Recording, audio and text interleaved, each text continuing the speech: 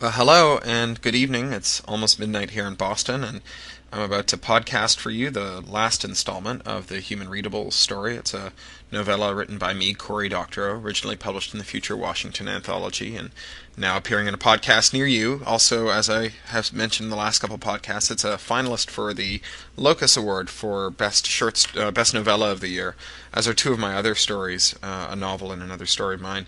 If you go to craphound.com and just scroll down the page a little, you'll see some instructions.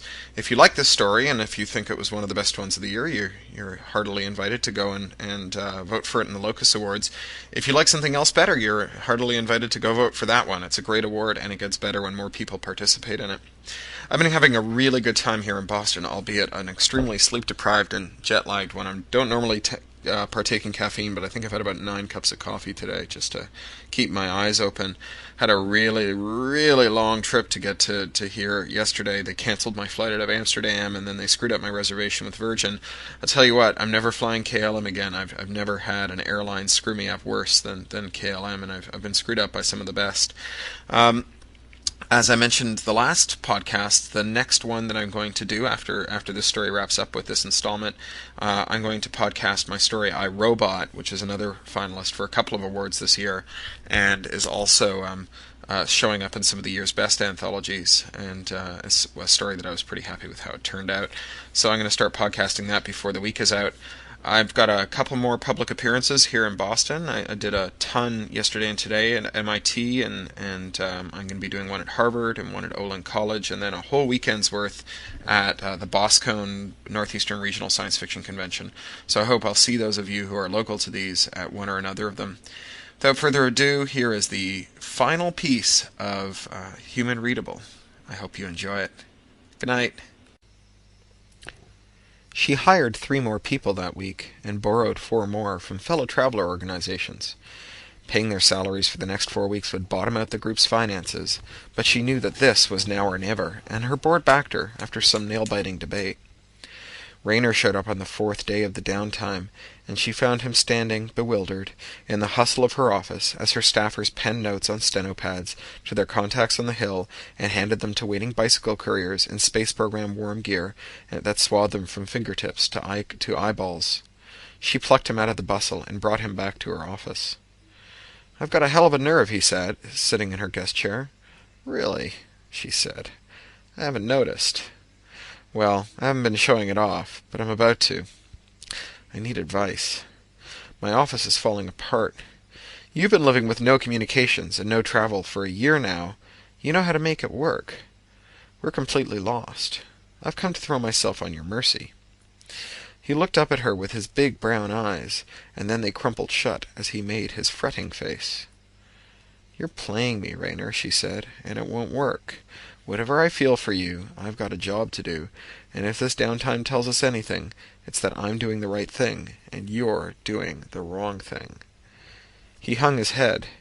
He wasn't even the slightest bit natty that day. She supposed that his personal assistant was stuck in Falls Church or Baltimore or somewhere, unable to get into the city. Judging from the slush and road salt on his shoes, he must have walked the 2 miles between their offices. "What's more, I don't have any advice to give you in particular. We're not faring well here because we're doing something differently. We're faring well here because we're doing what we've been at all along. Because of a network outage that you claim is impossible is a figment of our imagination. These bike messengers, we've been their best customers for months now. Everyone else is begging for service from them, but they're always here when we need them.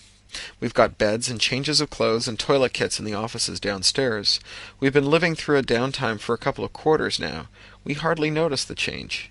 If you want to cope as well as we are, well, you can go back in time, rent out spare offices to house your staff, establish a good working relationship with a bike messenger company, learn to navigate the metro and the freeways by map, and all the other things that we've done here." He looked defeated. He began to stand, to turn, to leave. "Rayner," she said. He paused. "Close the door and sit down," she said. He did, looking at her with so much hope that it made her eyes water. "Here's my offer," she said. "You and I will lock ourselves in this office with the last draft of my bill. My staff will run interference for me with the Judiciary Committee, and we will draft a version of my bill that we can both live with. We will jointly take it to Senators Beauchamp and Rittenhouse, with our blessings, and ask them to expedite it through both committees. Every Congress critter on the Hill is sitting around with his thumb up his ass until the lights come back on. We can get this voted in by Tuesday." He stared at his hands. "I can't do it," he said. "My job is not to compromise. I just can't do it." "Come on, Rayner, think outside the box for a minute here." Her heart was pounding. This could really be it. This could be the solution she'd been waiting for. Even if the bill passes, there's going to be a long deliberation over the contours of the regulation, probably at the FCC. You'll be able to work on the bureau staffers and at the expert agencies, take ex parte meetings, and lobby on behalf of your employers. It's all we've ever asked for, an expert discussion where the public interest gets a hearing alongside of private enterprise and government. But he was shaking his head, standing up to go. "You're probably right, Trish," he said. "I don't know. What I know is I can't do what you're asking of me. They'd just fire me." "If the downtime continues, they won't be able to fire you.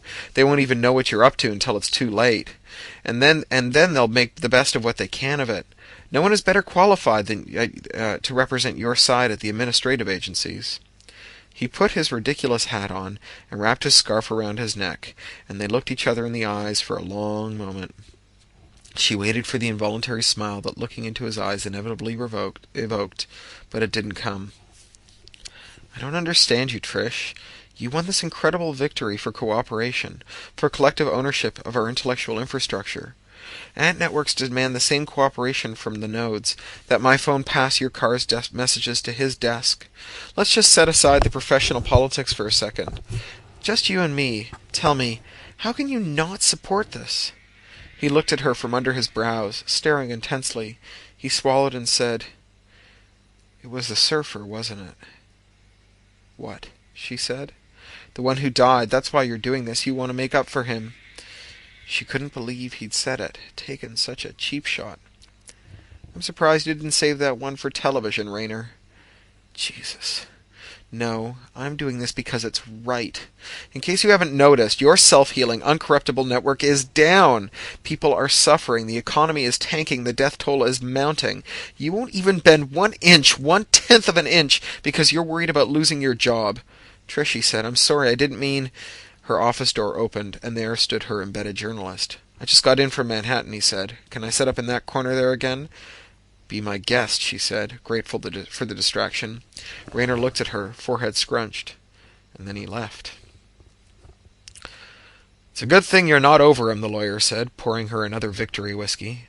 The bill had passed the House with only one opposing and 2 abstentions, and had squeaked through the Senate by 5 seats at 5 minutes to midnight on the 8th day of the downtime. They were halfway to the bar, where the office manager had been feeding 20s to the bartender to stay open, when the grid came back up, crawls springing to life on every surface, and cars suddenly zipping forward in the characteristic high-speed ballet of efficiently routed traffic. They laughed themselves stupid all the way to the bar, and after a brief but intense negotiation between the lawyer and the barman, he produced a bottle of Irish that was nearly half as good as the stuff Trish kept at home. "I'm going to pretend you didn't say that," Trish said, sipping tenderly at the booze. "Come on, girl," the lawyer said, twirling her mustache. "Be serious. You two had so much sexual energy in that room, it's a wonder you didn't make the bulbs explode. It's how you got inside each other's heads. You weren't selling the committee, you were selling him, and that's what made you so effective. We're going to need that again at the FCC, too, so no getting over him until after then." Trish drank her whiskey. She didn't know what to say to that. He'd looked 10 years older tonight, in the corridors, whispering to his committee members, to his staffers, his face drooping and wilted. She supposed she didn't look any better. It had been, 3 days since she'd had more than an hour's sleep. "I don't get it," she said. "How could he be so dumb? I mean, it's obvious that the system is being gamed. Obvious that we're being targeted through it. Yet he sits there, insisting that white is black, that up is down, that the network is autonomous and immune to all corruption." "It's like a religion for them," the lawyer said. "It doesn't need explaining. It's just right living. It's the law." Trish thought back to the ceremony in the graveyard, the dirge and the prayers, and the God no one believed in. Had Rayner really renounced his faith when he dropped out of yeshiva? Here's to a human readable world, Trish said, raising her glass. Around her, the staffers and borrowed staffers and hangers-on, and even the barman, raised their glasses and cheered. It was warm, and this feeling swelled in her tummy and up her chest and through her face, and she burst out in what she felt like was the biggest smile of her life. She'd learned a long time ago never to send email while drunk, but it had been too much last night. What if, Raynor, what if the reason for the downtimes is that someone is manipulating the network and that's breaking it? Do you ever wonder about that?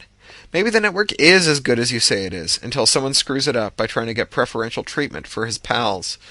Wouldn't that be a kick in the teeth? We get 5 squillion% increases in across-the-board routing efficiency, but in the end, it's never enough for people who can't be happy unless they're happier than someone else. The thing that saves the human race, but if we adopt it, it will destroy us. Irony sucks. She'd signed it, love, but even drunk, she'd had the sense to take that out before sending it. Saying love would have been no more appropriate than saying, I did save your cousin's life. She'd called in no favors, she'd run no blackmail, and she'd won anyway. He rang her doorbell at 5 a.m. She was barely able to drag herself out of bed. I figured you'd be getting up to deal with the press soon, he said, and she groaned. He was right. She'd earned some time off, but it'd be a month before she could take it. Too much press to do. She appreciated how much work it must have taken to be any of her old bosses from the copyright wars, the judge, the senator, the executive director of the PAC. She was in her robes, and he was in jeans and a UCL sweatshirt. He didn't have any gel in his hair, which was matted down by the knit cap he'd been wearing. He looked adorable. They fired me this morning, he said. Oh, hun, she said. I would have quit, he said. I'm outmatched. She felt herself blush. Or was she flushing? She was suddenly aware of his smell, the boy smell, the smell that she could smell in his chest, in his scalp, in his tummy. Lower. She straightened up and led him to the living room and started the coffee maker going. When do you fly back, then? She said. He looked at her, smiling. I don't know. I haven't bought a ticket.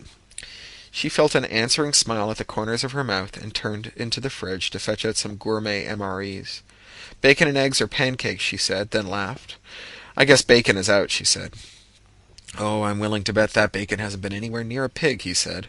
But I'll have the pancakes if you don't mind. She set everything to perking and went into the bedroom to pull on something smart and camera-friendly, but everything was in the hamper, so she settled for jeans and a decent shirt from last year's wardrobe. When she opened the door, he was standing right there, taller than her. I think you're right, he said, about the network. It's the best explanation I've heard so far. She wrapped herself in silence again, waited for him to say more. You see, the true neutral network is immune to corrupting influences and favoritism. So the existence of corruption and favoritism means that what we've got isn't a true network, which means you're right. We need to have that hearing to get to the bottom of this so that we can build the true network. He smiled bravely. I thought maybe you could use an expert in your corner who'd say that in a hearing. Thanks, she said, and slipped under his arm and back into the kitchen. Suddenly she wanted very much to be back at her office, back with her staff, talking to reporters and overseeing a million details. I'll think about it.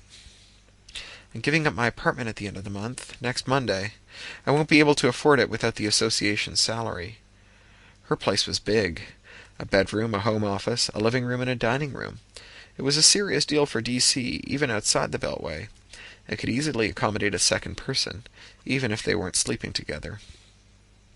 Her office, her staff, the press, the bill, her board. Well, she said, I've got to get going. I'll shower at the office. Got to get there in time to catch the Euro press calls. Let me put your breakfast in a bag, okay? He looked whipsawed. Okay. Can I give you a ride? No, I'll need my car this afternoon. Thanks, though. She kept her voice light, didn't meet his eyes, keep thinking. Her office, her staff, the bill. Well, he said. He turned for the door, stopped. She tensed. He turned back to her. Trish, he said. It's okay, she said. It's okay. We just have religious differences, is all. She slipped past him and into her car and left him standing in her driveway.